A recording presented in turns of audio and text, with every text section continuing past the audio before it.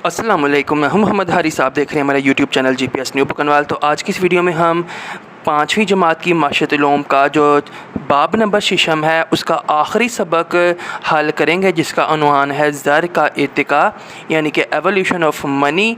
तो आज की इस वीडियो में हम इस आखिरी सबक को, जो कि जमात पंजम की माशरत उलूम के आखिरी बाब का आखिरी सबक है, और इसके साथ ही हमारी ये आज की जो लास्ट वीडियो होगी माशरत उलूम की मुकम्मल किताब जो है वो ख़त्म हो जाएगी। बाब नंबर 1 से लेकर बाब नंबर शिशम के आखिरी सबक तक की तमाम वीडियोज़ अब अपलोड हो चुकी हैं, आप उनको जाके चेकआउट कर सकते हैं। तो अगर आप मेरे चैनल पर नए हैं और अभी तक आपने मेरे चैनल को सब्सक्राइब नहीं किया तो सब्सक्राइब करके बेल आइकन पर टैप कर लें, ताकि कोर्स से रिलेटेड किसी भी सब्जेक्ट की जब मैं कोई नई वीडियो अपलोड करूँ उसका नोटिफिकेशन खुद ब खुद और सबसे पहले आप तक पहुँच जाए। मज़ीद टाइम ज़ाया नहीं करेंगे, जल्दी से हम अपनी आज की वीडियो का आगाज़ करते हैं। तो ज़र का इर्तिका जैसे ही सबक शुरू होता है, हमारे पास पहला सवाल हमेशा की तरह सोचें और जवाब दें के उन्वान से आता है। पहला सवाल है हमारे पास, सोचें और बताएं अगर आज ज़र मौजूद ना होता तो लोग लेन देन कैसे करते।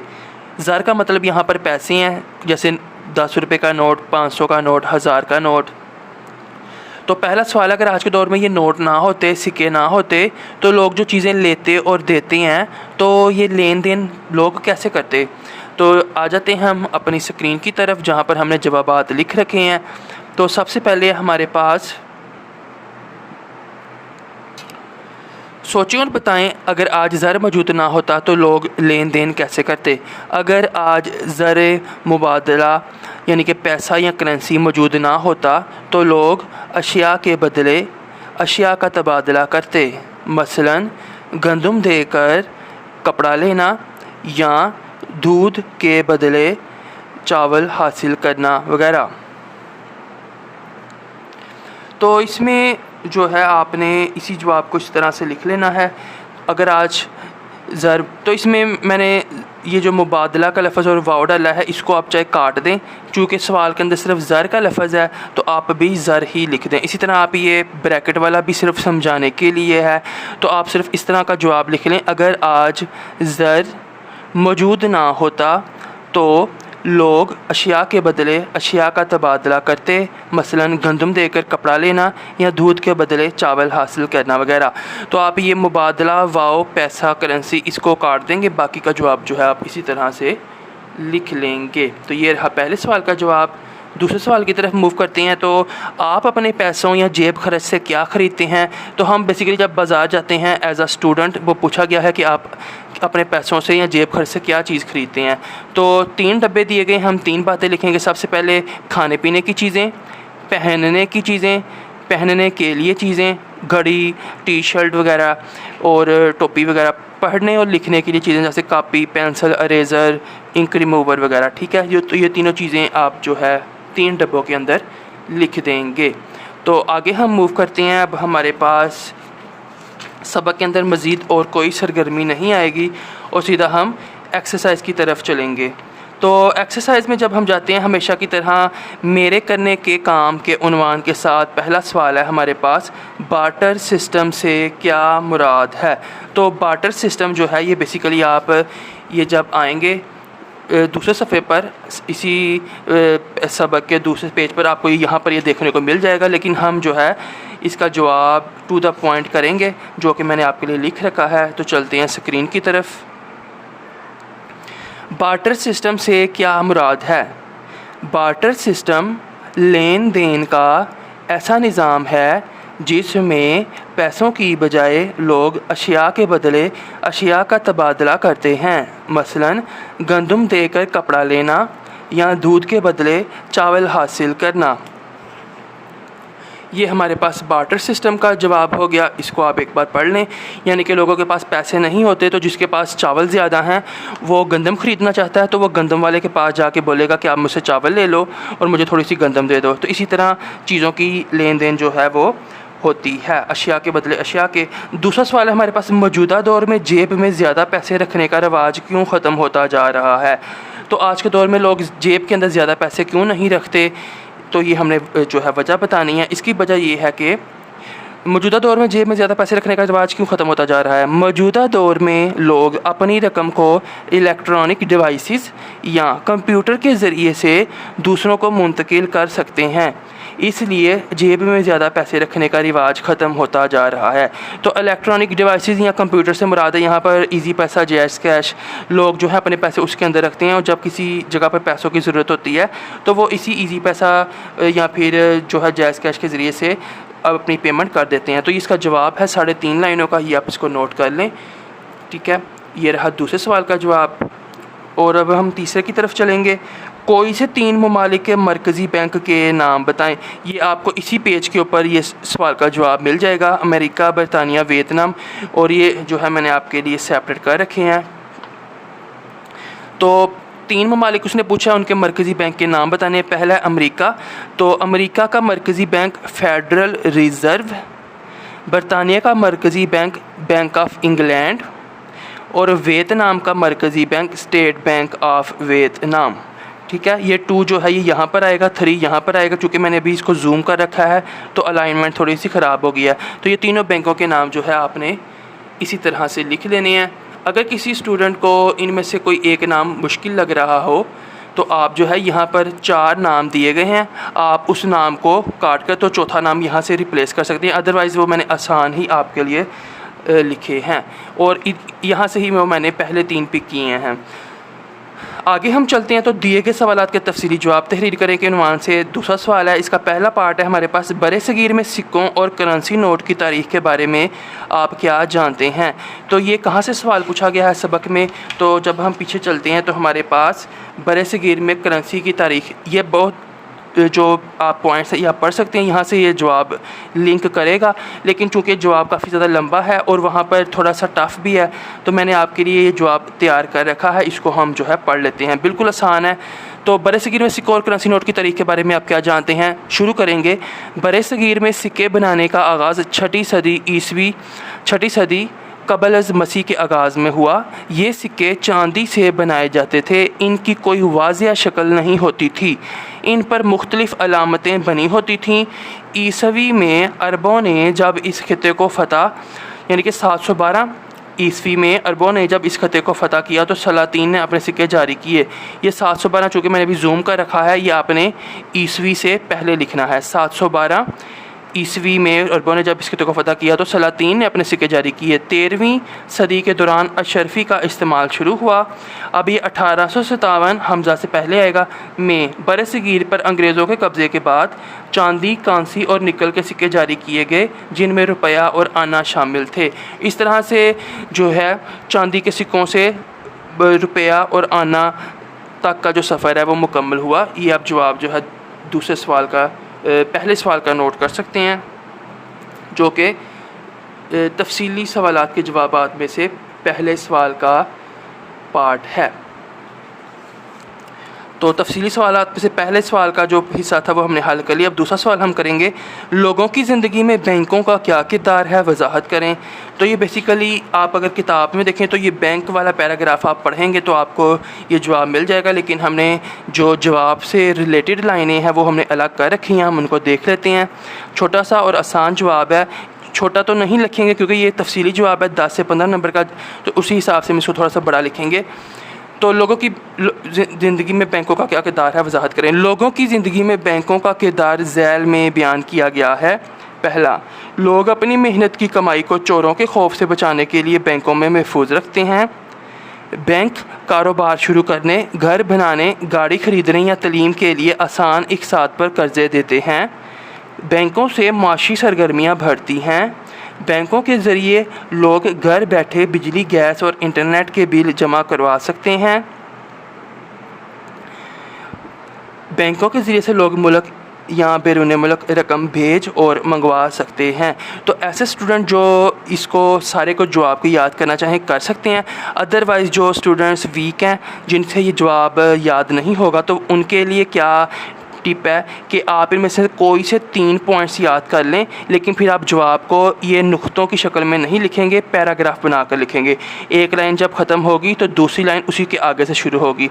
तो आप पूरा जवाब भी कर सकते हैं, और अगर आप 3 पॉइंट्स करना चाहते हैं तो आप ये लोगों की ज़िंदगी में बैंकों का किरदार जो है इस तरह में हेडिंग देकर, और ये जो 4 या 3 पॉइंट्स आप याद करेंगे उसको पैराग्राफ की शक्ल में आप लिख सकते हैं।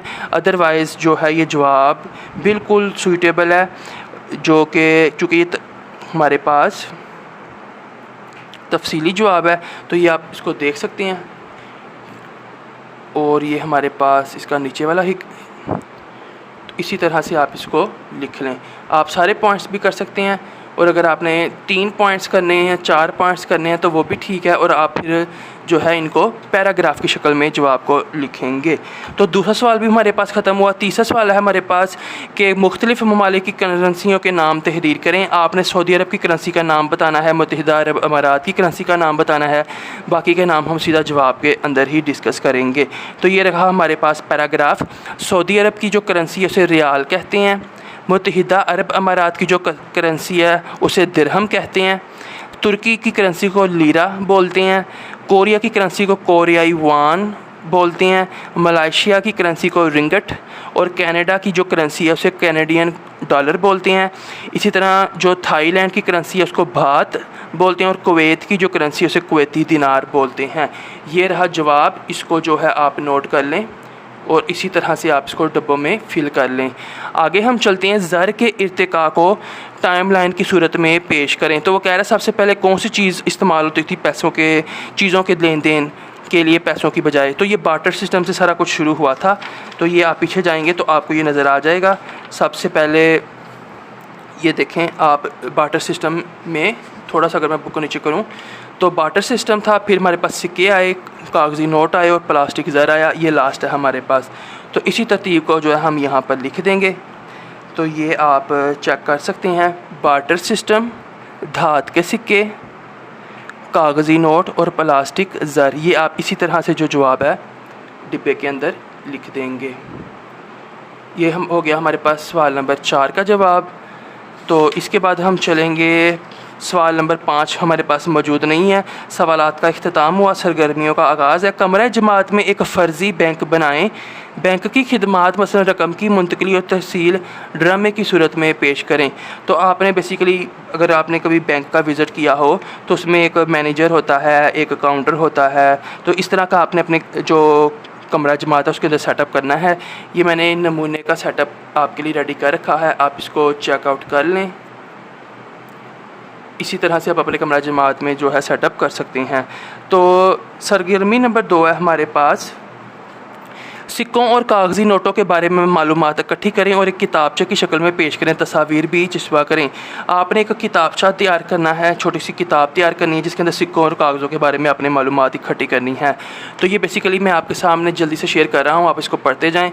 सिक्कों और कागज़ी नोटों का सफ़र, एक किताबचा। सफ़ा नंबर 1 पर आपने सरवर्क होगा, यहाँ पर आप जो है सिक्कों और कागज़ी नोटों का सफ़र, ये हेडिंग लिखेंगे। सफ़ा नंबर 2 पर हम जो है इसको पढ़ते हैं। हज़ारों सालों से इंसानों ने तबादले के लिए मुख्तलिफ़ अशिया का इस्तेमाल किया। इस किताबचे में हम सिक्कों और कागज़ी नोटों के दिलचस्प सफ़र की झलक देखेंगे, कदीम ज़माने से लेकर आज तक के जदीद दौर तक।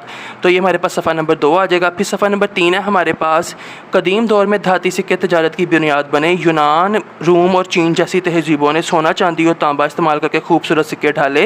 ये सिक्के न सिर्फ तजारत का ज़रिया थे बल्कि हुक्मरानों और उनकी सकाफ़त की अक्कासी भी करते थे। ये पेपर में आपने जवाब याद नहीं करना, एक ये सरगर्मी है जिसको आप देख कर ही लिख सकते हैं। कुरून वस्ता के सिक्के, तो वक़्त के साथ सिक्कों के डिज़ाइन और धातों में तब्दीलियाँ आई। कुरून वस्ता में यूरोप और इस्लामी दुनिया में मुख्तलिफ़ किस्म के सिक्के राइज हुए जिन पर अक्सर बादशाहों के चेहरे या मजहबी कलमात कंदा होते थे। ये सफ़ा नंबर 4 पर आएगा। सफ़ा नंबर 5 पर आएगा हमारे पास, भारी धाती सिक्कों को ले जाना मुश्किल था, इसलिए कागज़ी नोटों का तस्वर उभरा। सबसे पहले चीन में तांग ख़ानदान के दौर में कागज़ी करेंसी का इस्तेमाल शुरू हुआ। बाद में यूरोप और अमेरिका में भी बैंक नोट मकबूल हुए। तो कागज़ी नोटों का आगाज़ सफ़ा नंबर 5 पे लिखेंगे। फिर हमारे पास सफ़ा नंबर 6, जदीद बैंक नोटों का अरूज। 19वीं और 20वीं सदी में कागज़ी नोटों की छपाई और सिक्योरिटी में बहुत बेहतरी आई। मरकज़ी बैंकों ने नोट जारी करना शुरू किए जिन पर पेचीदा डिज़ाइन, वाटरमार्क्स और दीगर हिफाजती खसूसियात शामिल की गई ताकि जालसाजी को रोका जा सके। ये सवाल का जवाब आपने ज़ुबानी याद नहीं करना, ये लिखने की सरगर्मी है और आप इसको देख कर ही लिखेंगे। जदीद करेंसी और सिक्योरिटी सफ़ा नंबर 7 पे लिखेंगे। आज के दौर में कागज़ी नोट और सिक्के इंतहाई जदीद टेक्नोलॉजी से तैयार किए जाते हैं। होलोग्राम, पॉलीमर नोट और ख़ास रोशनाई जैसी, रोशनाई से मतलब स्याही है, जदीद खसूसियात ने करेंसी को मज़ीद महफूज बना दिया है। इसके साथ ही सिक्के अब भी रोज़मर्रा की छोटी खरीदारी के लिए इस्तेमाल होते हैं। सफ़ा नंबर 8 पर हमारी किताब का इख्तिताम हो जाएगा। इख्तिताम और नायाब कलेक्शन, सिक्कों और कागज़ी नोटों की तारीख़ इंसानी तहज़ीब की तरक्की की कहानी बयान करती है। कुछ लोग नायाब सिक्कों और नोटों को इकट्ठा करने का शौक़ रखते हैं, जो कि एक कीमती और तालीमी मशगला है। उम्मीद है ये किताबचा आपके लिए मालूमात का बायस रहा होगा। तो इसके बाद में आप जो है ये जो आपने किताबचा तैयार किया उसका ये आपका सरवर्क है, उसकी जो टाइटल पेज है और ये आप कुछ इस तरह से इसको रेडी कर सकते हैं। ये सवाल ज़बानी याद नहीं करना, जैसे एक करने की सरगर्मी है। तीसरा हमारे पास पाकिस्तान के करेंसी नोटों पर मौजूद जगहों की तस्वीर का मुशाहिदा करें और उन जगहों के नाम बताएं। तो इसको भी हम जल्दी से कर लेते हैं, इससे पहले कि मेरे पास जो है सवाल शो हो। तो ये मैंने आपको रेडी करके दिखा दिया। तो सबसे पहले हम बताएंगे 10 रुपये का नोट, इस पर बाबे खैबर की तस्वीर है। 20 रुपये का नोट, इस पर मोहनजो दाड़ो के आसार कदीमा की तस्वीर है। 50 रुपये का नोट, इस पर K2 जो पाकिस्तान की सबसे ऊंची चोटी है उसकी तस्वीर है।